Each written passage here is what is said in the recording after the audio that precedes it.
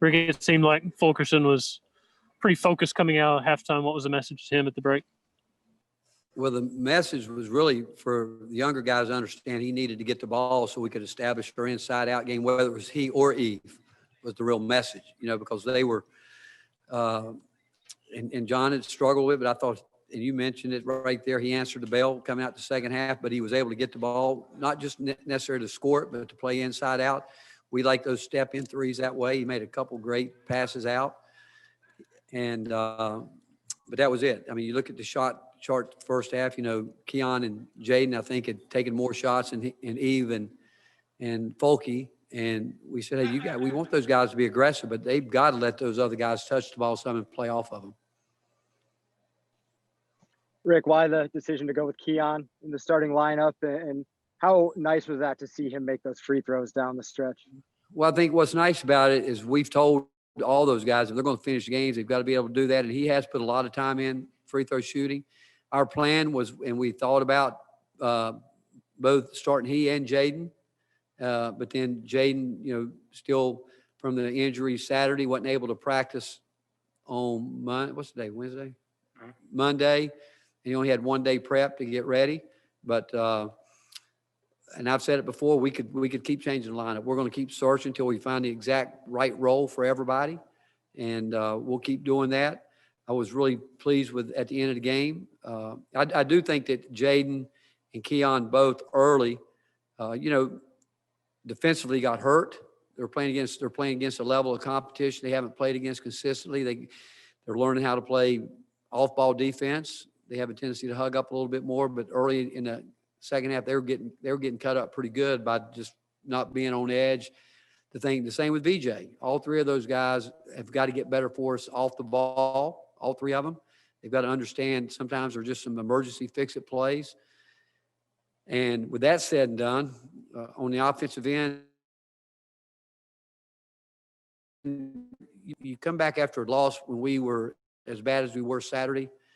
You want to come out and play well. You start the game where and we're going to miss some jump shots. We didn't shoot it particularly well tonight, but it's those rim shots that when you start missing those, you can feel the tension starting to build. It just puts a much more burden on your defense, and guys get a little more hesitant. And you can't play offensive basketball like that. But what you do have to learn to play is how we're supposed to play as a team to get things going, to where we stay in rhythm. So I hope we'll learn something from that tonight. But Josiah was terrific from start to finish. I mean, he was a guy that you could feel it. We could feel the tension, the momentum, whatever word you want to put on it. But he was the one guy that you could just tell was locked in. And then the second half, Fulke came out and did what we expected him to do. So why was Keon the choice to put him in the lineup? Was it something he'd done, or just you're looking for a change, or why was he the choice? Most of these lineups will be changed because of defensive purposes, but again, we can't. The last game, Santi and VJ were terrible on defense. I mean, the points they gave up, and like I said, our guards can't do that. They can't put pressure on, or they've got to. And when they're not playing to the scout report, they can't. I don't care how many points they're scoring if they're giving up more. If they're scoring 10 and giving up 12, 14, it can't happen. And but that's the whole reason that we looked at it. And we expect VJ. He's been here with us over a year and a half. We don't expect him to make the defensive mistakes he's making, and that's why he was shooting the ball well. But we took him out tonight because again he broke down twice. He gets beat on out of bounds plays where he just relaxes for a second. And that's what I told him when I took him out. You can't be a finisher if you can't play defense better than that these last 7 or 8 minutes. Wes Rucker and Rob Lewis. Rick, is Fulke a guy that sometimes you just kind of have to challenge him to get the best out of him? Or I know some guys are just like that. He seems to respond when you challenge him usually. He does, but you know what? He's banged, honestly, to his defense, he is banged up a little bit. He's got a little injury with his hand, left hand, and it does bother him. It does, but yet, Fulke is not a guy that, he's such a what would I say? I don't want to say laid back, whatever, but he wants to see his teammates do well too. And sometimes he defers too much. And tonight, the second half, told him, it doesn't matter, man. You got to make these guys around you better. You're going to draw a crowd. Get him some wide open shots. And he needed to get moving. And I told him, I said, nobody's going to block your shot if you'll play quicker and be aggressive. You'll get off the ground. You'll make the right read. But if you get in there and start trying to pivot and do this and do that, you're not going to get a chance to play one-on-one because they're coming after you. And I thought he did a better job of that. But I do know he's having a little bit of trouble with his left hand. Coach, you guys hadn't really had a close game, or at least one of this nature yet this season. How beneficial was it, especially for the young guys, to be in a game like that, pull it out at the end? I think it's huge. I told him Saturday, get ready for those kind of games from here on out. I said, they're going to be those kind of games. And we hadn't been in a lot of them, even though you go back, Colorado game, Cincinnati game, they were all tight games, but it was different. Now you're in conference play where coaches know you, everybody knows it, they know what's coming. And, but the fact is, it gets tougher, but we've got to get better. And we said with 8-9 minutes going to the game, hey, get ready, strap it up here, because we're going to be in these games all year. We're going to have to make plays and help each other, and that's what we expect.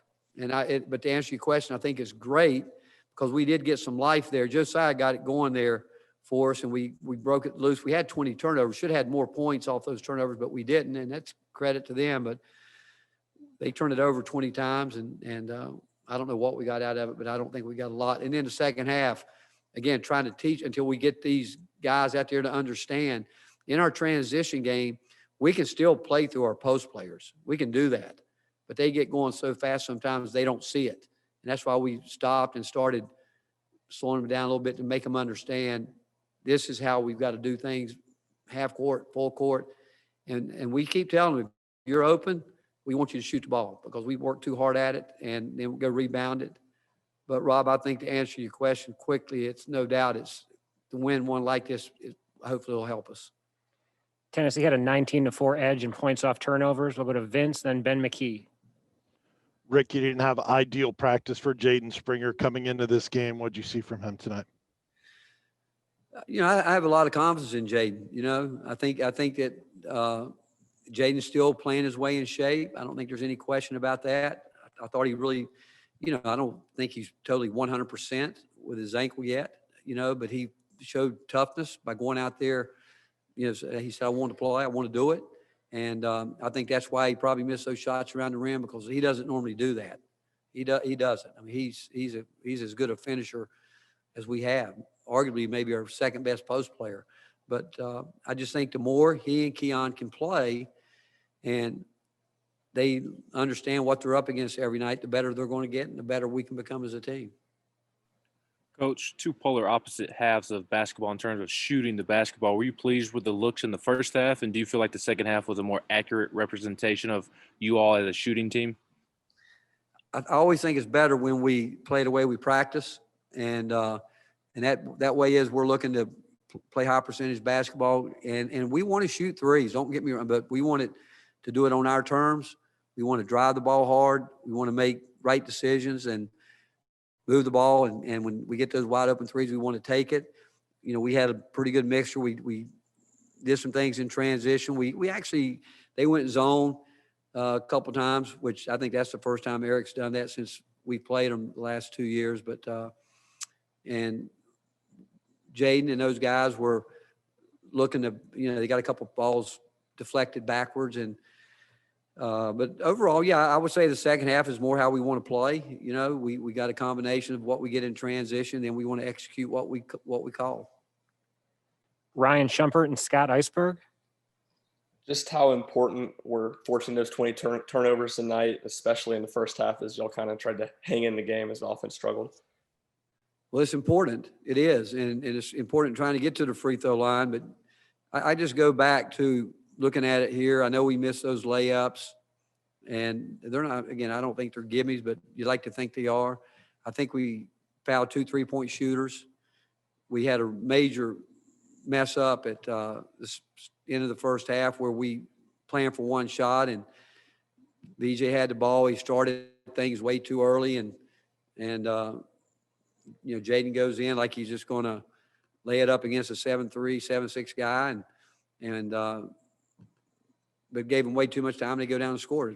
But that's, you got, at the time, Santi wasn't out there. You had, I think we had VJ. I think we had Jaden, and I don't remember the other.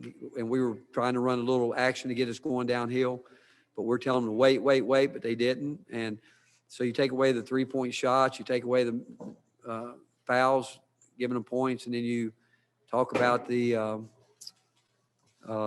missed layups, those mental plays that we made. But again, I go back to what Rob said, the way we won it, I hope in the long run, it's going to be better for us, because we had to really fight, scratch, and claw against a terrific team that's coached well. They, I mean, what are they now, 9-2 or something, and lost their first game, and they're down a key player, but they're a difficult team to guard. They do some good stuff offensively and shoot the ball well. They had a great look at one where if they would have hit it, I think it would have put them up one. It could have been a momentum switch,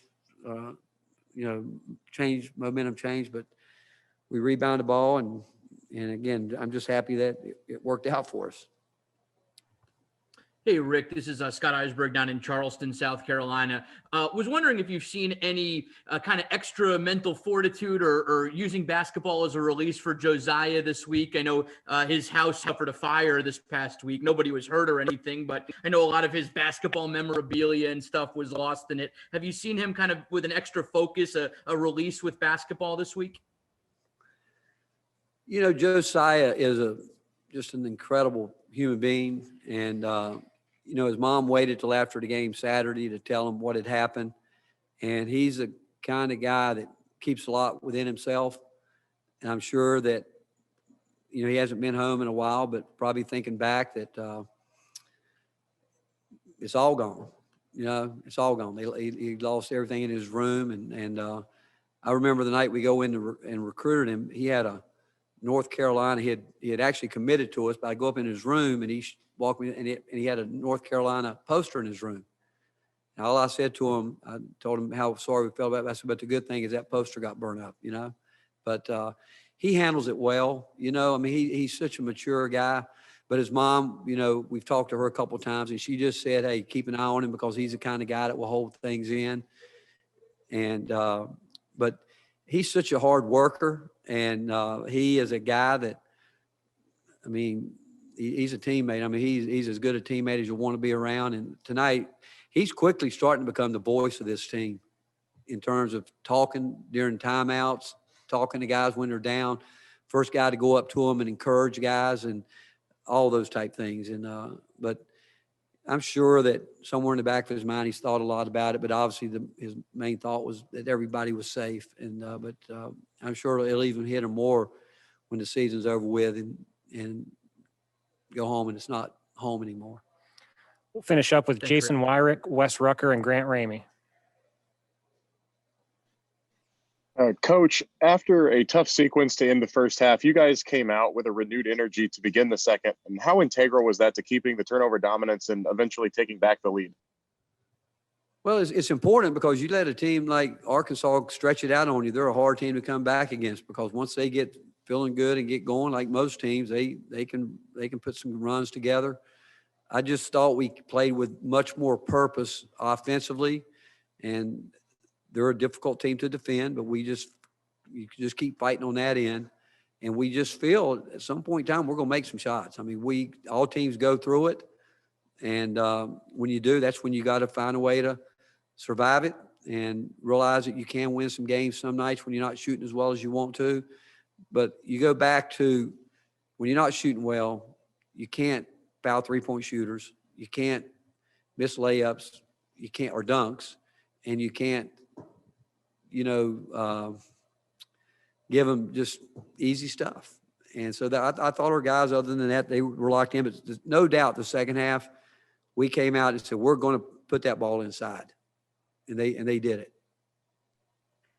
Rick, I know that at least statistically going into this game, Keon's not been a great free throw shooter, but he had some really tough ones there in the second half and knocked him down. How important is that for a guy like him? Because as athletic as he is and as aggressive as he is, he's probably going to get to the line a lot. How important is that for him? Same thing. We've told him, Wes, hey, if you're going to play at the end, you better be able to make free throws if you want to be out there. And to his credit, he has spent a lot of time last week shooting free throws.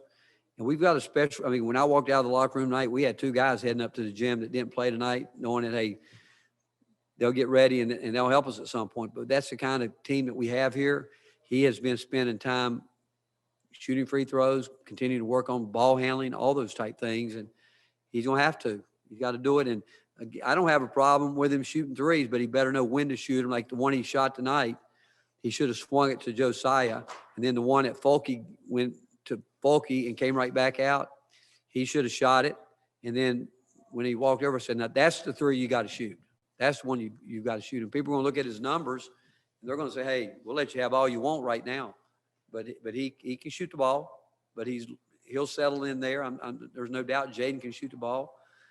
They'll settle in terms of understanding more. They're young, and they have been hurt more by what's going on this year than anybody. But the exciting thing is how good I think they can be as we continue to move forward.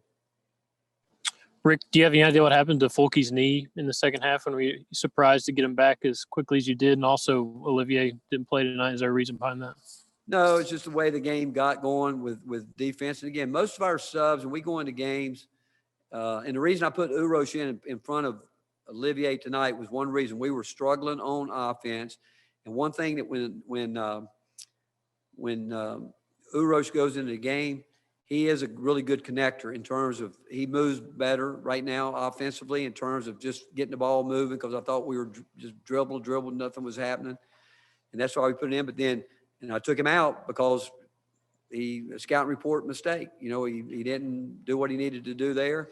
But I've got a lot of confidence to know. I just think he's going to continue to work. I still think he's young to the game, and he needs to go. But tonight we just felt these guys defensively, as much as we could, we were better off with if we're going to take Fulke or Eve out, even EJ not playing as much, we just felt like we could guard him better with a smaller lineup.